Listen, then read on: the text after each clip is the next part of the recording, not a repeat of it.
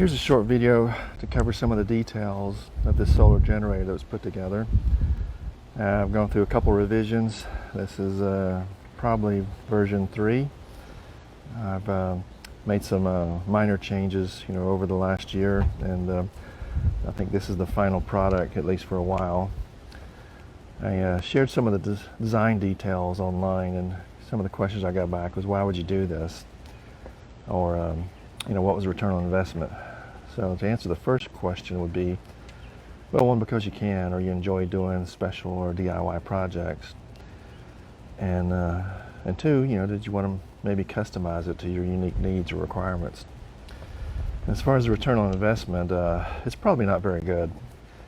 The amount you would spend on this, the amount of effort and time you would put in putting together such a system, it'd probably take a long time to actually recover that from the power consumption you would do. However, from a disaster preparedness, perspective, and then the peace of mind, those are really the overall driving priorities.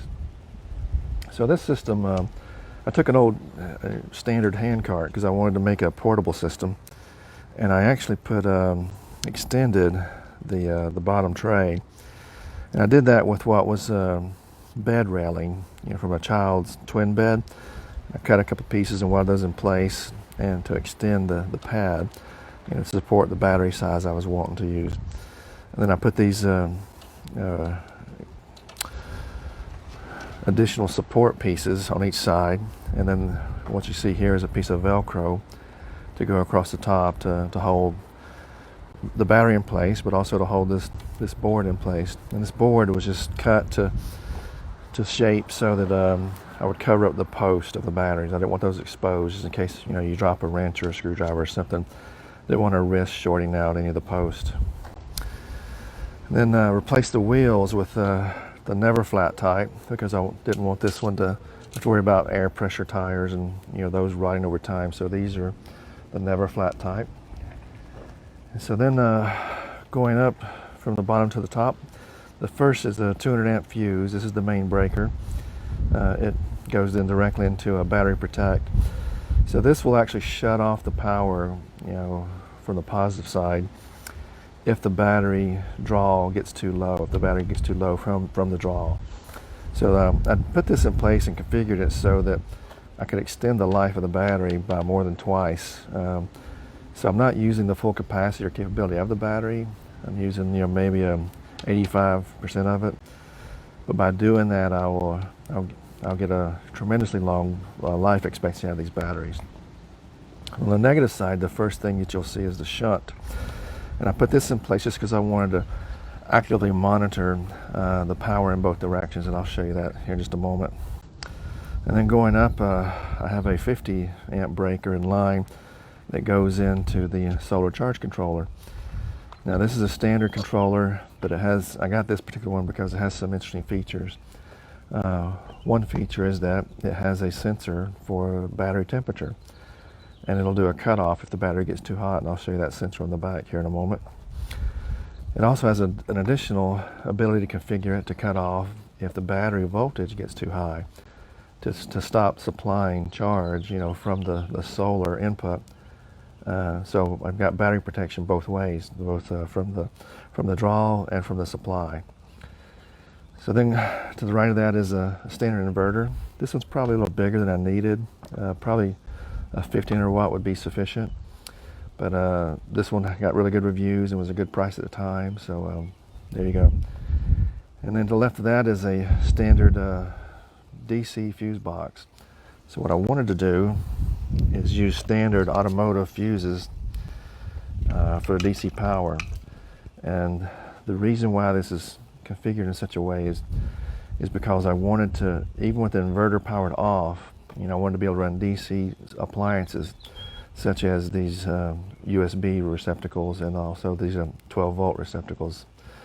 So these are two 5 amp circuits here, and each of them it would be powered on right now because I have the master breaker on, and so I can turn that on by flipping the switch. It gives a readout of the current voltage it's seeing, and it's a quick charge, 3.0 amps. So you could quick charge your phone there or any other USB type appliance. The 10-volt one goes over to this the standard, what would look like a car charger port, you know, like the round that you expect to see. And I have a switch for turning those on and off as well. That's so I wouldn't be consuming the DC power, you know, by just having the system turned on. Okay, then above that is the power switch for the inverter. Press and hold a second, it gives you a small beep. The inverter's now on. And now I can turn on this power strip. I don't know if you saw that the light came on. So now these two USB ports and these electrical outlets are now hot, and also the ones on the inverter itself are hot. This is just the extension cord going to this power strip. It also has another USB port here as well. And then I can just turn that back off. Another beep, and the light goes out on the power strip. You know, so all right, so then to the left of that, this is an MT50 monitor. So this is actually the way to configure the solar charge controller. And right now I have no solar input, so it shows a little moon symbol there like it's night. The batteries are currently at 13.6 volts, and this controller also has a feature to hook something up directly to it. And that's what that is saying, that right now there's 0 amp draw on that extra port, so that I'm not even using. And to the left of that is a quick connect electrical connection. I'm using that for the solar connector, and a 20 amp breaker that's in line for the solar feed. So I made a custom cable for that. I took a very heavy gauge electrical wire. Since I'm going to be running only 5 amps, it's going to be my configuration. I can use lower gauge wire, and I can get longer distance. But then I can use something like this quick connect device, and I'll do another video later about how I'm using this to connect to the solar panels themselves. And then this breaker's in line allows me to you know, have that level of protection as well.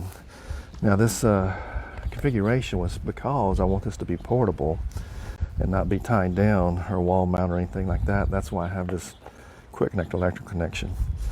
Now on the back side, I spent a lot of time with crimping, with shrink wrap and tie wraps, because I wanted to make this as neat and as clean as I could.